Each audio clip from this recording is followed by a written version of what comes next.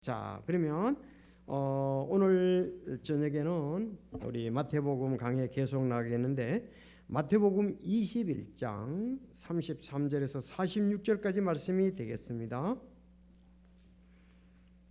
마태복음 21장 33절에서 46절까지.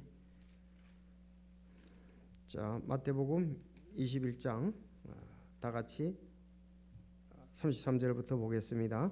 자, 우리 서로 교독하지요. 제가 33절, 여러분이 34절, 이렇게 해서 35, 40. 잠깐만요. 조금 더 많이 봐야 되네. 자, 21장 33절. 네.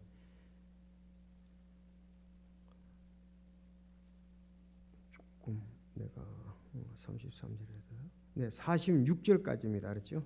46절까지입니다. 자, 제가 읽겠습니다. 같은 내용이기 때문에 우리가 다 봐야 이해가 됩니다. 33절. 다른 비유를 들으라. 어떤 집주인이 포도원을 만들고 그 주위에 울타리를 두르고 그 안에 포도즙 틀을 파고 망대를 세운 뒤 농부들에게 그것을 세주고 먼 나라로 갔다가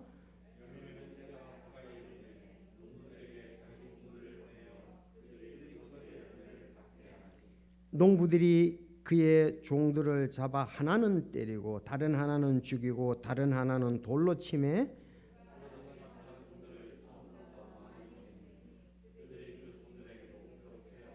그가 맨 마지막으로 자기 아들을 그들에게 보내며 이르되 그들이 내 아들을 공경하리라 하였으나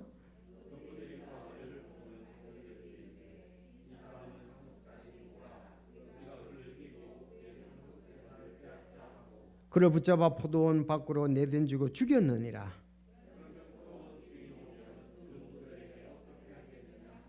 그들이 그분께 이르되 그가 사악한 자들을 무참히 멸하고 자기 포도원은 제때에 자기에게 열매를 바칠 다른 농부들에게 세 주리라 하며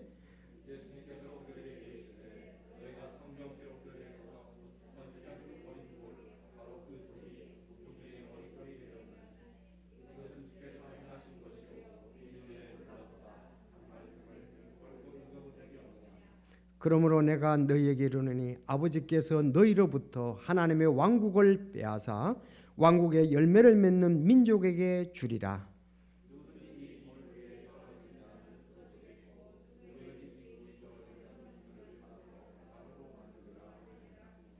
수제장들과 바리새인들이 그분의 비유를 듣고는 그분께서 자기들을 가리켜 말씀하신 줄 깨달았으나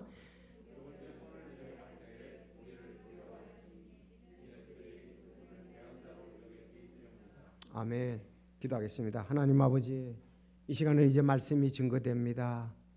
성령님께서 인도해 주시고 또 우리의 여러 가지 환경과 마음의 준비들이 있는데 참 이 좋은 밭에 떨어지는 씨앗과 같이 아버지 우리 말씀 마음에 참 좋은 밭에 잘 떨어져서 30배, 60, 100배 열매를 맺을 수 있도록 도와주시기를 간절히 바랍니다. 무엇보다도 성령님께서 인도해 주셔서 말씀을 잘 분별하고 아버지 말씀 안에 굳게 서는 저희들이 되게 도와주시옵소서.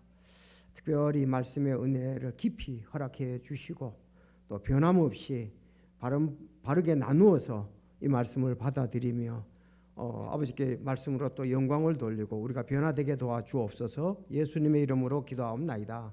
아멘. 지난 우리가 수요일 날은 좀 비슷비슷한데요. 어떤 농부의 두 아들에 대한 비유를 봤죠. 지난 수요일 날은 어떤 농부의 두 아들, 그래 첫째 아들을 보고 아들아 너 포도원에 가서 일하라 그랬더니 아버지 가기 싫어요. 그러다가 깨닫고 예 알겠습니다 하면서 갔어요. 가가지고 일을 했고요. 둘째 아들한테는 너 아들아 포도원에 가서 일하라 그랬더니 가겠습니다. 그래놓고는 안 갔다 이거예요.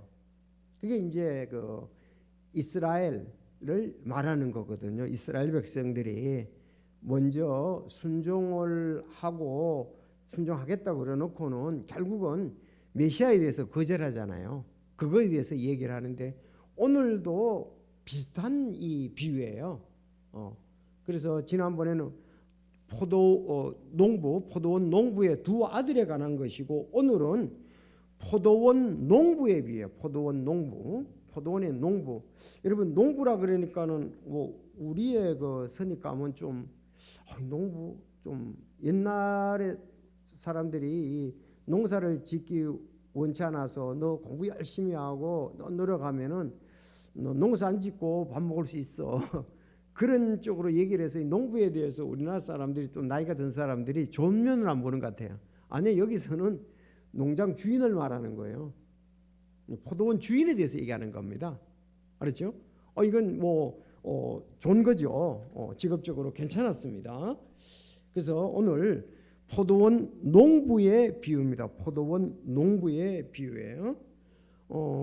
성경에서 요한복음 15장 1절에 이렇게 말씀하셨어요. 나는 참 포도나무요. 내 아버지는 농부시니 그랬어요. 예수님 말씀하셨거든요. 나는 참 포도나무다 그랬습니다. 그리고 내 아버지는 농부시니 그래서 하나님을 농부로 비유를 했습니다. 그래서 오늘 말씀도 보면은 사실 여기 포도원 농부는 그 하나님을 이제 비유적으로 말씀하는 거예요. 이제 그렇게 하면서 비유적으로 얘기해서 하나님의 귀한 뜻을 이렇게 보여준다고 하면 되겠습니다. 그래서 첫째는 내가 이렇게 분석을 해보니까 33절 34절에 보면 하나님은 이스라엘의 열매를 기대하셨습니다. 이스라엘 백성들이 이 포도원에 포도의 열매를 기대하듯이 이 열매를 기대 농부가 열매를 기대하는 것처럼 열매를 기대하셨다. 그래 33절 34절에 그렇게 했거든요. 말씀을 잘 보세요. 말씀. 자, 다른 비유를 들으라 그랬습니다. 예수님이 이제 그들에게 이 다른 비유를 주로 말씀을 받는 사람이 누구였죠? 예. 이 제자들이 보다도 여기 뒤에 보면은 나오잖아요. 바로 바리새인들, 수제자들 이 사람들입니다. 종교 지도자들입니다. 그리고 그를 따르는 사람들이다 이렇게 볼 수 있습니다. 다른 비유를 들으라. 내가 비유 너희들한테 또 하나 더 얘기한다 그랬습니다. 어떤 집 주인이 그랬어요. 집 주인이 포도원을 만들어 그 주위에 울타리를 두르고 그 안에 포도즙 틀을 파고 망대를 세운 뒤에 농부들에게 그것을 세주고 먼 나라로 갔다가 열매 맺는 때가 가까이 이르면 농부들에게 자기 종들을 보내어 그들이 그것의 열매를 받게 하니 이렇게 시작이 됩니다. 그래서 이제 이건 여기 그 어떤 집 주인이 그랬거든요. 집 주인. 이거 포도원 주인이에요. 포도원 주인이에요. 포도원 주인 이렇게 얘기를 했습니다. 세를 주고 다 갖춰줬습니다. 포도 나무도 심고 울타리도 누르고 포도즙 틀도 파고 했고 망대도 세웠습니다. 완전히 다 갖춰져 가지고 이제 그들은 잘 가꾸어서 포도 열매를 거두면은 주인에게 드리고 자기도 거기에 대한 것을 이제 싹을 받으면 되는 거죠. 싹을 받으면 되는 거죠. 자, 근데 열매를 이제 기도했습니다. 근데 그 첫째 하나 이거 이제 여기 포도원을 만들었던 이 포도원은 누굴 말한다? 이스라엘 말하는 거죠. 그렇죠? 내 아버지는 농부시라 그랬잖아요. 농부신 집주인이신 포도만 하나님께서 다 만들어 놓으시고 다 해주셨습니다. 그래서 첫 번째는 이스라엘의 열매를 기대하셨습니다. 열매를 기대하셨습니다. 자, 그런데 이스라엘에 대해서 좀 우리가 알 필요가 있습니다. 지금 침례 요한의 침례에 대해서 얘기를 하면서 또 어떤 그 무화과 나무에 열매를 기대했는데 없었다는 거고 전부 다 같이 말하는 겁니다. 그들이 진리의 말씀을 받아들이지 않으니까 비유를 통해서 깨닫게 하시는 거예요. 지금 그 부분입니다. 그래서 여기 하나님께서 다 이스라엘 백성들을 이렇게 부르시고 이렇게 다 이루어 놓으시고 다시 이제 열매를 기대하며 다시 오신다는 거죠. 주님께서 다시 오신다, 하나님께서 다시 오신다, 열매를 거두러 다시 오신다, 이렇게 말씀을 보면 됩니다. 자, 그러면 여기서 이제 이스라엘을 봐야 되거든요. 그럼 이스라엘 하면 우리가 기억해야 될 부분이 어떤 부분입니까? 창세기 12장 1절을 가야 돼요. 누가? 아브라함에 가야 됩니다. 그 이스라엘의 조상은 아브라함이거든요. 그래서 아주 굉장히 중요해요. 창세기 12장을 가야 됩니다. 창세기 12장에 보면 그런데 전에 주께서 아브라함에게 이르시되 너는 내 고향과 친족과 아버지 집에서 나와 내가 내게 보여줄 땅으로 가라 그랬습니다. 가나안 땅으로 가라는 거죠. 자, 내가 너로 큰 민족을 이루고 내게 복을 주어 내 이름을 크게 하리니 내가 복이 되리라 그랬습니다. 아브라함 복이 되리라. 너를 축복하는 자들에게는 내가 복을 주고 너를 저주하는 자는 저주를 내리니 내 안에서 따라합시다. 땅의 모든 가족들이 복을 받으리라 하셨더라. 네. 그래서 하나님께서 이스라엘 즉 아브라함을 부르시고 그 자손들을 통해서 야곱이 이스라엘이지 않습니까? 그래서 이스라엘 백성들을 선택을 하셨습니다. 선택을 하셨어요. 자, 그런데 이스라엘 백성들이 이렇게 선택해서 왜 그러냐 하면은 이 사람들이 여기 이제 나오지만 아브라함의 자손이라는 우리는 아브라함의 자손이야. 우리는 선택된 민족이야. 거기서 더 나가지를 않는 거예요. 메시아를 받아들이지 않는다 이 말이에요. 우리는 아브라함의 자손이라는 그 속에 그냥 묻혀 있는 거예요. 그래서 예수님이 얘기를 하셨거든요. 마태복음 3장 5절에 보면 그때 예루살렘과 온 유대와 요르단 사방의 온 지역이 그에게 나아가 자기들의 죄를 잡아야 하며 요르단 속에서 그에게 침례를 받더라. 그때 바리새인들과 사두개인들 중에 많은 자들이 자기에게 침례를 받으러 오는 것을 그가 보고 그들에게 이르시되 독사의 세대야 누가 너에게 경고하여 다가오는 진노를 피하게 하느냐. 그러므로 회개에 합당한 열매를 맺으라 그랬습니다. 회개에 합당한 열매를 맺으라 그랬습니다. 너희가 속으로 우리에게는 아브라함이 우리 아버지로 있다 하고 말할 생각을 하지 말라. 내가 너희에게 이르니 하나님께서는 이 능히 돌들로도 아브라함에게 자손들을 일으킬 수 있느니라. 이제 또한 도끼가 나무들 뿌리 위에 놓여 있으니 그러므로 좋은 열매를 맺지 않으면 나무마다 찍혀 불 속에 던져지니라 그랬습니다. 그래서 이미 침례요한의 침례를 사실 이들은 거절했죠. 그래서 왜 거절했느냐? 다 알았어요. 너희 속으로 우리에게는 아브라함이 우리 아버지로다 하고 말하고 생각만 하지 말라 이거야. 하나님은 능히 돌도 아브라함 자손을 일으킬 수 있겠다. 그렇게 얘기를 했습니다. 그래서 그들은 우리는 아브라함이 자손이라는 거기에서 안정을 갖고 거기에서 아브라함을 붙들고 있는 것을 메시아를 거절하고 있다 그랬습니다. 그런데 하나님께서는 대언자를 통해서 메시아가 온다는 걸 말씀하셨죠. 대언자를 통해서. 그렇죠. 근데 지금 대언자가 왔는데도 불구하고 대언자 메시아 예수님이 오셨는데도 불구하고 대언자들이 메시아 올 걸 얘기했는데도 그들은 받아들이지 아니했습니다. 그래서 아브라함의 자손이다. 아브라함이 우리 아버지다. 거기에 그들이 묶여 있었습니다. 자, 그래서 예수님 안에서 예수님을 받아들이고 열매를 먹기 원하셨죠. 메시아를 받아들이고 열매를 맺길 원했는데 그들이 메시아를 지금 거절하는 거예요. 그거를 지금 얘기하고자 하는 겁니다. 전에도 근데 여러분 아브라함은 굉장히 중요하죠. 아브라함 안에서 모든 가족들이 복을 받으리라 그랬잖아요.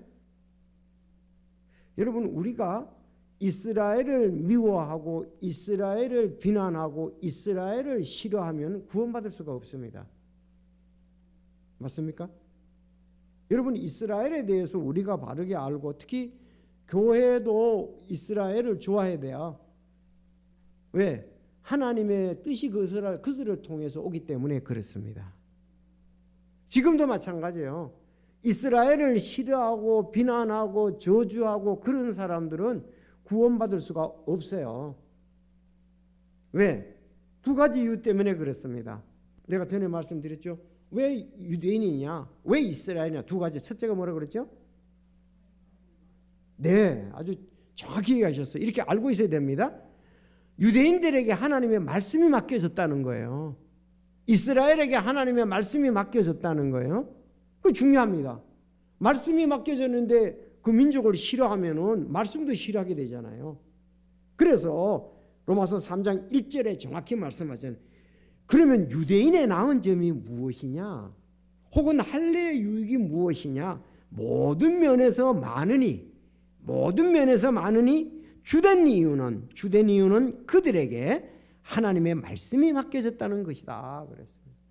따라합시다. 주된 이유는 그들에게 하나님의 말씀이 맡겨졌다는 것이라. 네, 하나님의 말씀이 맡겨졌습니다. 자, 그런가 하면은 하나님의 말씀이 맡겨져서 또 하나는 같은 로마서 1장 1절입니다. 로마서 1장 1절. 자, 예수 그리스도 종 바울은 사도로 부르심을 받아 하나님의 복음을 위하여 구별되는데 이 복음은 그분께서 자신의 대언자를 통하여 거룩한 성경 기록들이 미리 약속하신 것으로서 거룩한 대언자를 통해서 성경이 미리 약속하신 것으로서 자, 자신 아들 예수 그리스도 우리 주에 관한 것인데 따라합시다. 그분께서는 육체로는 다윗의 시세에 나셨고 다윗의 씨에서 나셨다 그랬습니다. 그게 중요하죠. 그러니까 이스라엘이 중요한 게 뭐냐? 유대인이 중요한 게 뭐냐? 말씀이 맡겨졌고 메시아가 이스라엘 백성들을 통해서 온다 이거예요. 그러니까 이스라엘을 미워하고 이스라엘을 대적하게 되면은 결국은 말씀을 받을 수가 없고 메시아를 받을 수가 없죠. 하나님은 그 일을 위해서 아브라함을 택하신 겁니다. 이스라엘 민족을. 자, 그런데 그 말씀이 맡겨져서 대언자들을 통해서 메시아가 온다 그러는데 그 메시아를 지금 이들이 거절했으니까 아브라함의 씨만 생각하는 거예요 지금. 그래서 이 두 가지 말씀이 맡겨졌고 또 메시아가 유대인들을 통해서 온다. 마태복음 1장 1절 여러분이 굉장히 많이 읽었죠? 아브라함의 자손이시오 다윗의 자손이신 예수 그리스도의 세대에 대한 책이라. 그 나오잖아요. 아브라함은 이삭을 낳고 이삭은 야곱을 낳고 야곱은 유다와 그의 형제들을 낳고 그랬습니다. 자, 이렇게 볼 때에 하나님은 이스라엘 백성들을 선민으로 선택을 하셨죠. 그들에게 하나님의 뜻을 보여주고 모세를 통해서 특히 율법이라든가 대언자를 통해서 말씀을 주셨죠. 모세와 대언자를 통해서 말씀을 주셨잖아요. 그리고 결국은 그 대언자를 통해서 메시아를 예언했단 말이에요. 메시아를 온다. 그러니까 말씀을 받아들이고 메시아를 받아들여야 했죠. 그런데 우리가 지금 오히려 하나님의 말씀을 받고 우리는 메시아를 받아들였습니다. 그래서 오늘 본문에 얘기한 대로 왕국을 다른 사람한테 준 거예요. 우리한테 온 거라는 말입니다. 그래서 이스라엘이 메시아를 받아들이고 열매를 맺을 것을 기대하셨지만 그들은 열매를 맺지 않았습니다. 그래서 우리가 앞에서 봤습니다. 앞에 보면은 지금 마태복음 21장 19절에 보면 그분께서 한 무화과 나무를 길에서 보시고 거기로 가셨으나 잎사귀 외에는 아무것도 찾지 못하였으므로 그 나무에게 이르시되 이제부터 영원토록 내게서 아무 열매를 자라지 아니하리라 하시며 곧 무화과가 말라버리니라 그랬어요. 결국은 너희들이 메시아를 받아들이지 않고 열매를 맺지 않으면 이 무화과가 같다는 것을 경고하시기 위해서 그렇게 하셨거든요. 그렇죠? 자, 그래서 우리가 이렇게 이스라엘 백성들 메시아를 받아들이고 열매를 기대하셨는데 첫 번째 그들이 메시아를 거절하고 열매를 맺지 않았다는 것입니다. 근데 예수님께서 이제 우리에게 적용입니다. 마태복음 15장에 보면 이건 제자들에게 얘기하시는 거예요. 너희가 나를 택하지 아니하고 내가 너희를 택하여 세웠나니 이것은 너희가 가서 열매를 맺게 하고 또 너희 열매가 남아있게 하려 함이라. 또 너희가 내 이름으로 아버지께 무엇을 구한지 그분께서 그것을 너희에게 주려 하람이라 그랬습니다. 자, 이제 우리가 적용받아야 돼요. 유대인들을 택한 것도 누가 택했습니까?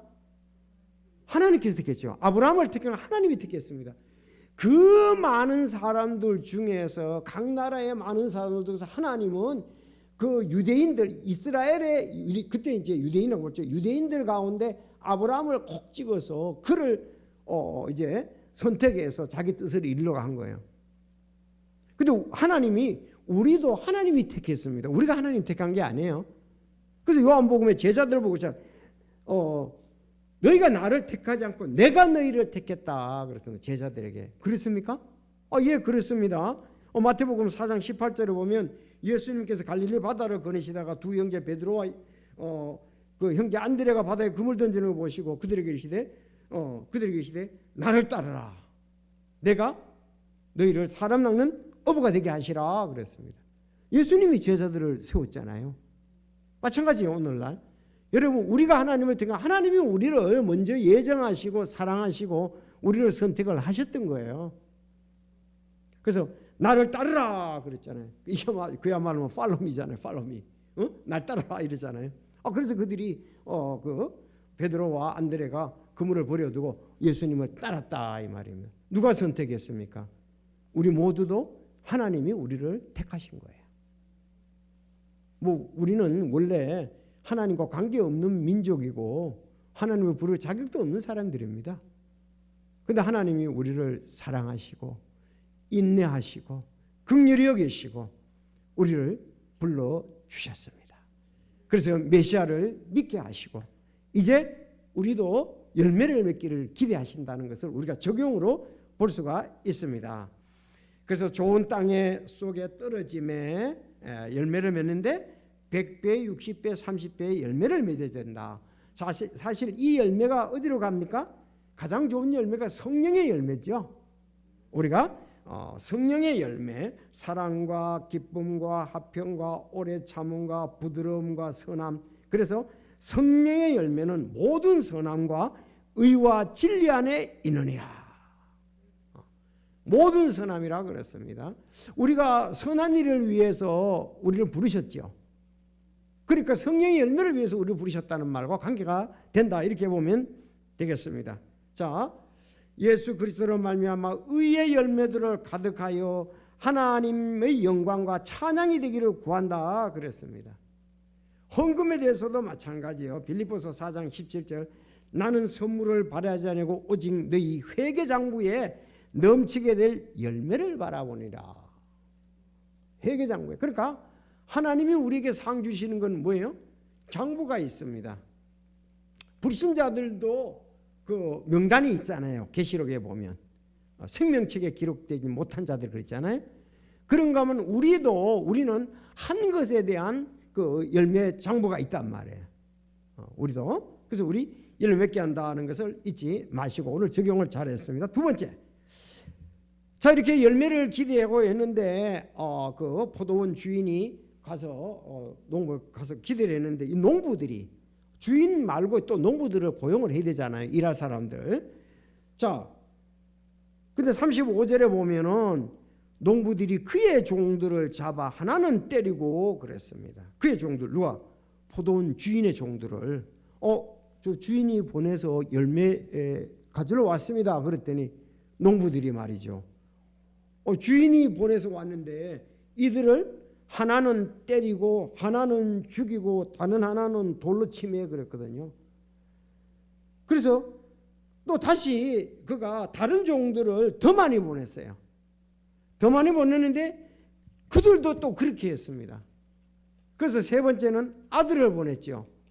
아들을 보내니까 상속자니까 우리를 죽이고 이 재산을 빼앗자 그랬습니다. 포도원을 아예 자기 걸로 만들려고 그러는 거예요. 그래서 그를 붙잡아 포도원 밖으로 내던졌다 그랬습니다. 그러니까 이 얘기를 하니까 이 참 너희들이 바로 그 사람들 아니냐. 나중에 결론적으로 이렇게 나오니까 이 사람들이 예수님을 죽이려고 하는 거죠. 너희들이 바로 그렇다. 자, 여기에 보니까 저 종들을 보냈다고 해서 이래 맞습니다. 이스라엘 민족에게 열매 맺기를 기대했죠. 열매는 고소하고 주님이 보낸 대언자들을 핍박하고 그들은 죽였습니다. 대언자들이 엄청난 어려움을 당했습니다. 여기 종들을 보냈다는 건 대언자잖아요. 자, 예를 든다면은 그 예레미야서 26장에 보면은 그 우리야라는 동명이인이죠.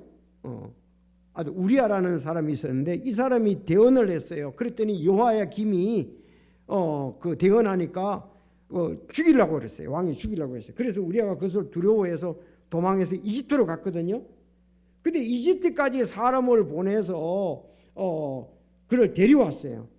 그들이 우리야를 이집트에서 끌어내어 여호야김 왕에로 데려오며 왕의 칼로 그를 죽이고 그 시체를 보통 사람들의 무덤에 던졌느니라 그랬어요. 죽였잖아요, 이렇게.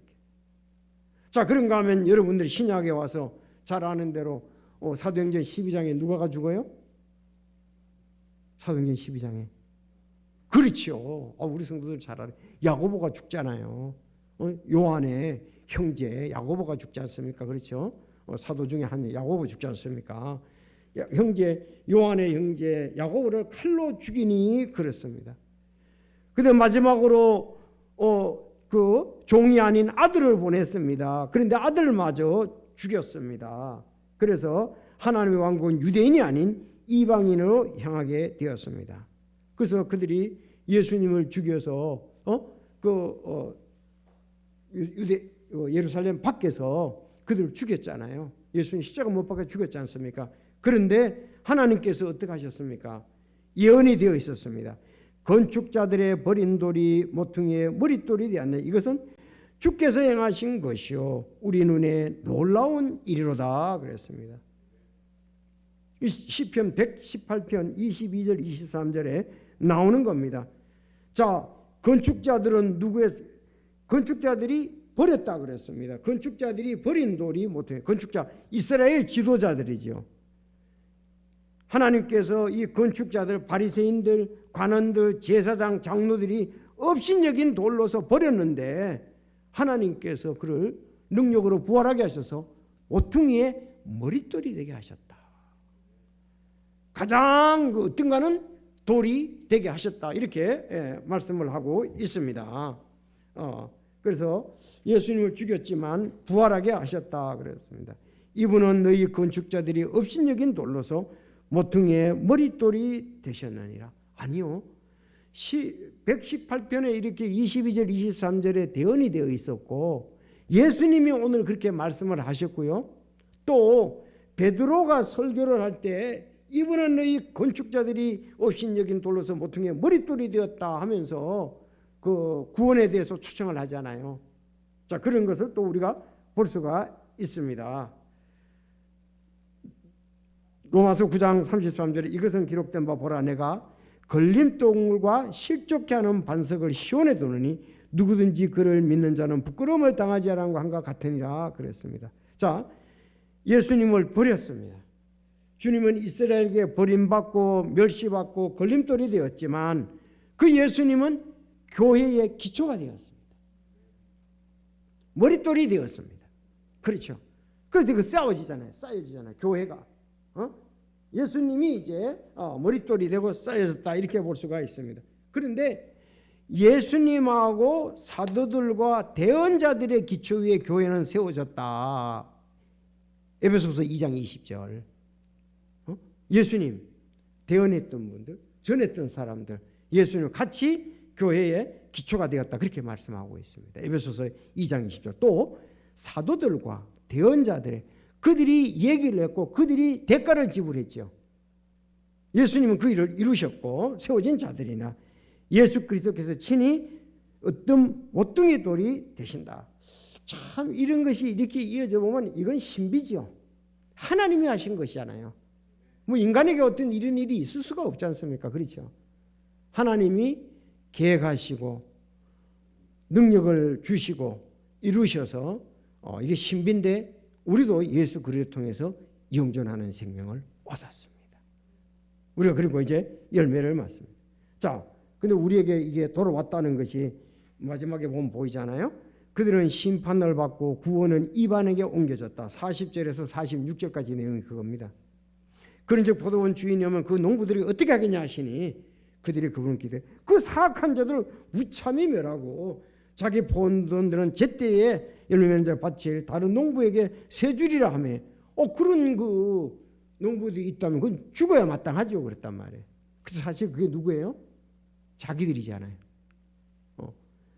예수님께서 그들에게 이르시되 너희가 성경 기록들에서 건축자들이 버린 돌 바로 그 돌이 모퉁이의 머릿돌이 되었나니 이것은 주께서 행하신 것이 우리 눈에 놀랍다 한 말씀을 결코 읽어본 적이 없느냐. 그러므로 내가 너희에게 이르니 아버지께서 너희로부터 하나님의 왕국을 빼앗아 왕국의 열매를 맺는 민족에게 주리라. 딱 예수님이 강력하게 그들에게 바르게 전곡을 찔러서 말씀한 거예요. 여러분 그렇지 않습니까? 너희로부터 이제 이렇게 봐라 왕국을 빼앗아 이제 왕국의 열매를 맺는 민족에게 되리라 그렇게 얘기를 했어요. 그래서 우리에게 왔잖아요. 여러분 이 말씀이 어떻게 이루어졌습니까? 어디에 나오죠? 또 여러분 이제 얘기하셔야지. 아니 왕국을 빼앗아 다른 데 줬다고 그랬잖아요. 그 내용이 어디 나와요? 로마서 11장 25절에 나오잖아요. 자, 찾아보겠습니다. 자, 로마서 이런 것을 바울 사도는 알고 또 전했죠.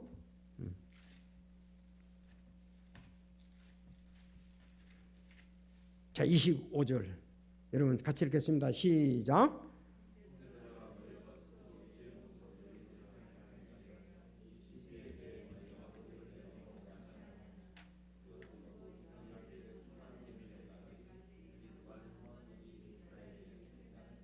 네, 정확히 맞아갔죠? 자, 이 신비 뭐예요? 여기 예수님이 말씀하신 거 너희로부터 하나님의 왕국을 빼앗아 왕국의 열매를 맺는 민족에게 주리라 그랬잖아요. 근데 그래서 이방인들의 충만함이 이를 때까지 일부가 눈머는 일이 이스라엘에게 생긴다는 것이에요. 아니 메시아가 왔는데 눈 멀어서 그것을 못 보고 있는 거예요. 예수님 메시아로 왔는데 그들이 눈이 멀어서 못 보고 있다 이거예요. 그 이방인들 우리가 그냥 그게 그래서 눈이 멀어 있는 상태에서 우리한테 하나님의 왕국이 온 거예요. 우리가 이제 믿게 되는데 언제까지? 이방인의 수가 충만함이 이를 때까지. 구원받아야 할 영혼들 이방인들이 충만하면은 이제 다시 그들이 7년 대환란 마지막 때 가서 민족적으로 이제 그들이 구원받게 되죠. 우리가 메시아를 갖다가 거절했구나. 그래서 이방인들이 이렇게 믿게 되었구나 하면서 이 신비를 이제 그들이 그때서 깨닫게 된다 이 말입니다. 참 하나님 말씀은 정확해요. 구약에 예언되어 있고 예수님이 말씀하셨고 바울 사도가 나와서 증거하셨고 그래서 오늘 우리가 이 자리에 있게 되는 것입니다. 그래서 44절에 보면은 그들의 심판에 대해서 얘기를 하고 있습니다. 이것도 참 좋은 내용이에요. 누구든지 이 돌들 위에 떨어지는 자는 부서지겠고 그랬죠. 44절. 자, 누구든지 이 돌 위에 떨어지는 자는 부서지겠고 누구든지 이 돌이 떨어지면 그를 갈아서 가루로 만들리라 하시니라 그랬습니다. 수제장과 바리새인들이 그의 비유를 듣고는 그분께서 자기들을 가리켜 말씀하신 줄 깨달았으나 그분께서 손을 대려 할 때에 무리를 두려워하는 이는 그들이 그분을 대언 자로 여기 때문에 죽이려고 그랬단 말이에요. 그분께 자기들을 손대려고 하다가 자 무리를 두려워서 손을 대지 못했습니다. 그러면 44절을 좀 해석이 중요한데요. 누구든지 이 돌 위에 떨어지는 자는 부서진다 그랬습니다. 돌 반석 심판이죠.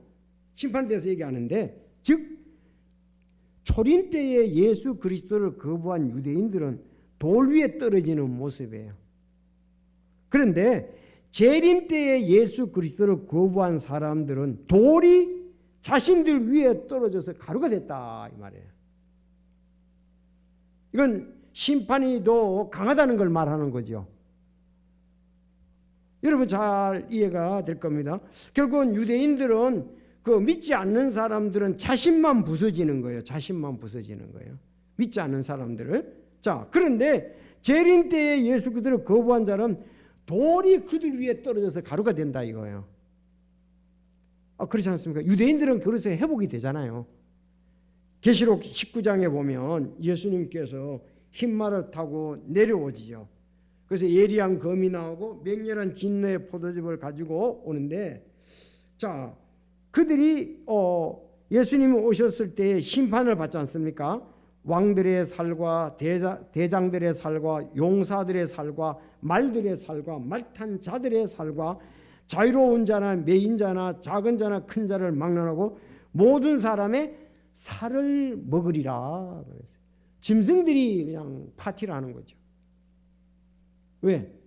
거기는 진짜 하나님께서 징계를 내리셔서 그들은 가루가 된 거나 다름이 없다 이거예요. 다루가 없다. 그러니까 이스라엘 백성들이 예수님을 거부한 것은 유대인들이 돌 위에 떨어진 거고, 돌이 사람들 위에 떨어져서 가루가 됐다는 것은 결국은 예수님을 그 재림 때의 상황을 말씀하고 있습니다. 그 비유예요, 비유. 알았죠? 누구든지 이 돌 위에 떨어지는 자는 부서지겠고, 유대인들은 돌 위에 떨어졌다고 볼 수 있죠. 돌 위에. 돌 위에 떨어졌으니까 그 사람 상하잖아요. 돌 위에 떨어졌으니까. 그렇죠. 근데 돌이 그 사람 위에 떨어져서 가루가 됐다 이 말입니다. 그게 또 큰 심판이죠. 초림 때, 재림 때, 지금 초림 때 왔을 때 예수님을 거절한 사람도 각자 지옥에 갑니다. 그렇죠. 그렇지만 재림 때에 거부한 사람들은 엄청나게 많이 지옥을 가겠죠. 더 강한 것을 이렇게 말씀하고 있습니다. 자, 그래서 여러분들 결론적으로 우리가 지난주에 봤던 이 첫 번째 비유, 그들은 아버지의 명령을 거역하는 불순종의 아들, 즉 이스라엘을 말씀했죠. 그러니까 오늘은 하나님의 아들을 죽인 이스라엘의 그 제학상을 이렇게 들춰내는 것을 볼 수가 있습니다. 자, 그런데 참 이스라엘 백성들에게 하나님께서 오늘 말씀 열매를 기대하셨으나 그들이 열매를 맺지 아니하고, 그리고 오히려 열매를 달라고 온 주인의 종들을 그들은 핍박하고 죽였습니다. 유대인들은. 근데 그들은 심판이 있을 것이다. 세 가지를 지금 오늘 말씀을 하고 있습니다. 자, 오늘 이 말씀으로 하나님께서 귀한 뜻을 하나님의 귀한 뜻을 나타냈습니다. 오늘 그 포도원 주인 농부의 비유다. 그렇게 보면은 되겠습니다. 우리는 감사해야 되겠죠. 그리고 우리도 열매를 많이 맺어야 되겠다 하는 겁니다. 구원받았으니. 기도하겠습니다.